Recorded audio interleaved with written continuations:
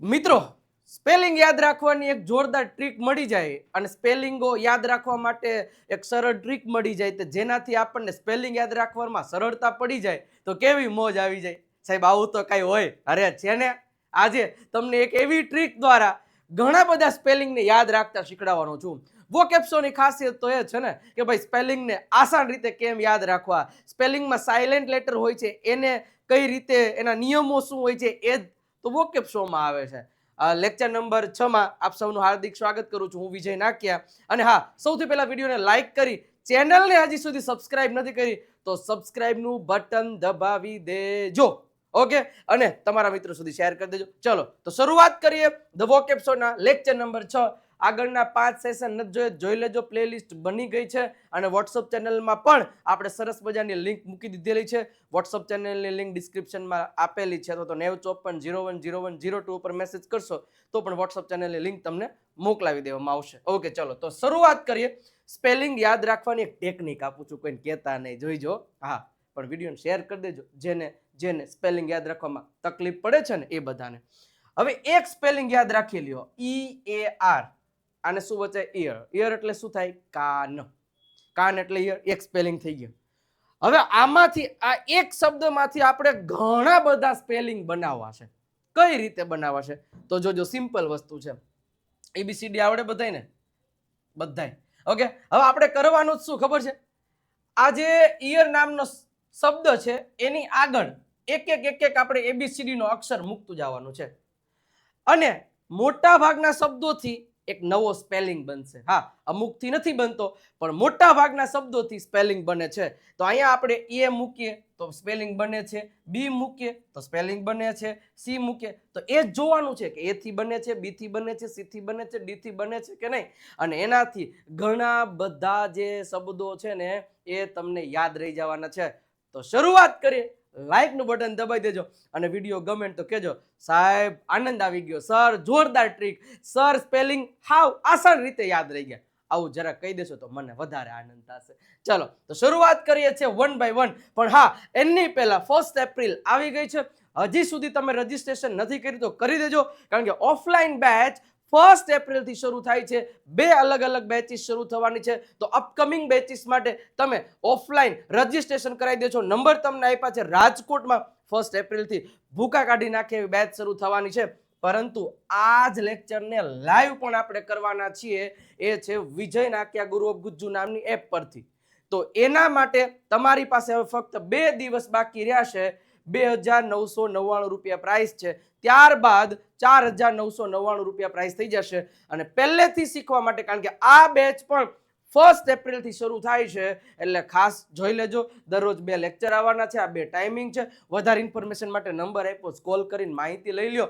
અને સાહેબ જો ગેરંટી સાથે, જો પરફેક્ટલી, જો મારા ગાઈડન્સની અંડર અને જો તમારે મારી સાથે જે મારા ઓફલાઈનના વિદ્યાર્થીઓ છે એના જેવું જ અંગ્રેજી બોલતા શીખવું છે તો this is the best course for you.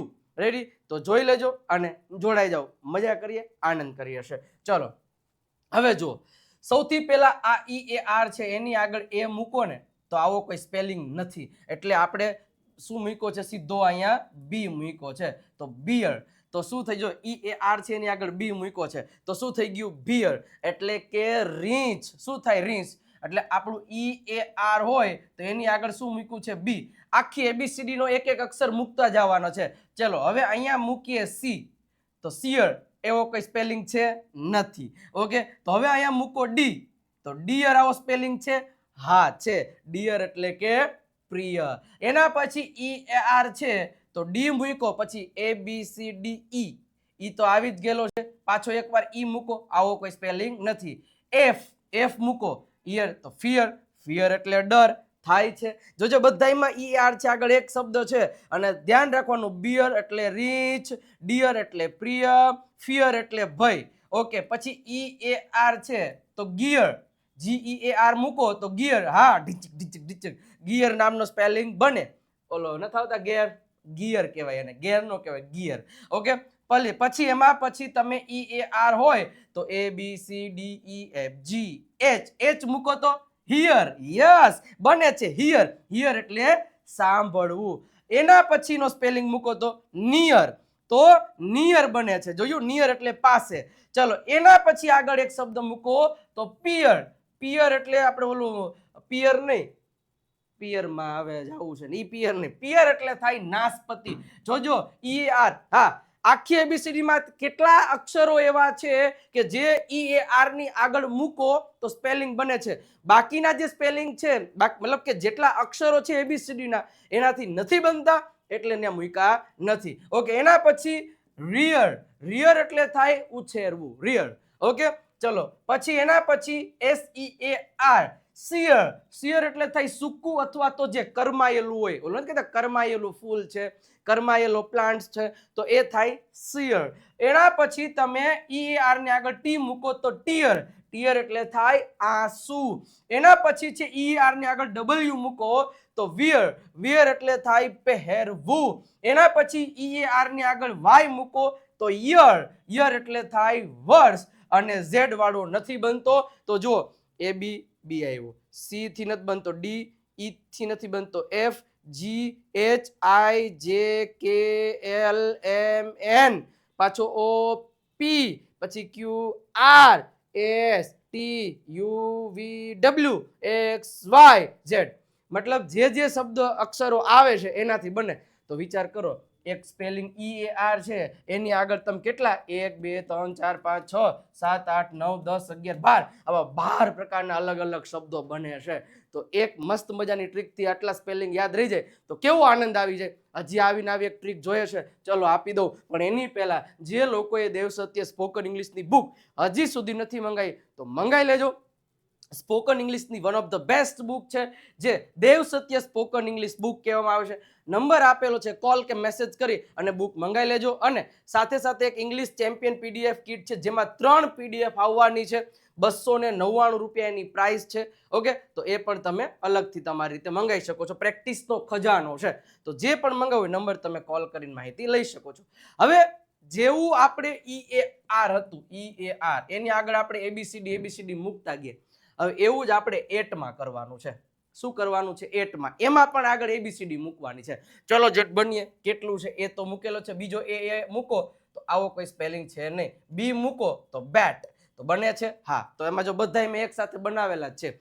તો કે BAT તો બેટ, પછી CAT તો કેટ બિલાડી, EAT તો ઈટ એટલે ખાવું, FAT ફેટ એટલે ચરબી, GAT ગેટ એટલે હથિયાર, HAT હેટ એટલે ટોપી, MAT મેટ એટલે ગૂંથવું, PAT પેટ એટલે તાપલી, RAT રેટ એટલે ઉંદર, SAT સેટ એટલે બેસવ્યા. ઓકે, WAT વેટ એટલે ટાંકી અથવા તો કુંડું. તો ABCD ના કેટલા અક્ષરો મૂક્યા? તો હવે 5 આ ને 6 ઓલા, 11 શબ્દો આ થઈ ગયા.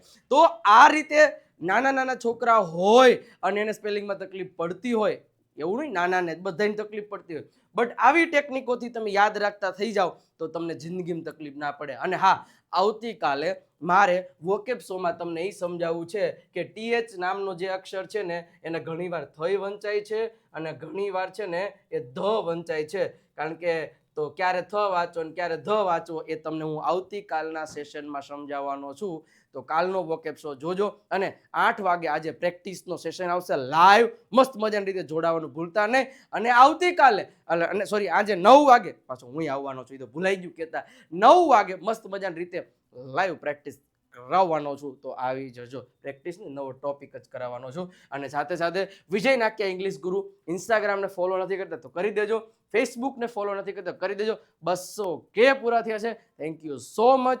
ઓકે, વિજય નાક્યા ને પેલું વોટ્સઅપ ચેનલ પર જોડાઈ શકો છો લિંક ઉપર ક્લિક કરીને, અથવા તો તમને નંબર આપેલો છે. અને અહીંયા 8 વાગે સેશન આવશે તો ગુરુ ઓફ ગુજ્જુ નામની ચેનલને સબસ્ક્રાઇબ કરી દેજો. ઓકે, તો કેવો લાગ્યો લેક્ચર? મજા આવી? વિડીયોને લાઈક કરી દો, શેર અને સબસ્ક્રાઇબનું બટન હજી સુધી નથી દબાવ્યું, દબાવી દેજો. બાકી એક તો વાક્ય લખજો, સર મોજ પડી ગઈ. જો પડી હોય તો, નહીતર નહીં. આનંદ આવી ગયો, સર શીખવા મળ્યું. આવું તમે વાક્ય લખી શકો તો હું વાંચીને મને એમ થાય કે ના ફેર તો પડ્યો છે, લોકોને ફાયદો તો થાય છે. ઓકે, તો 8 વાગે 9 વાગે મળીએ છે થોડીક વારમાં.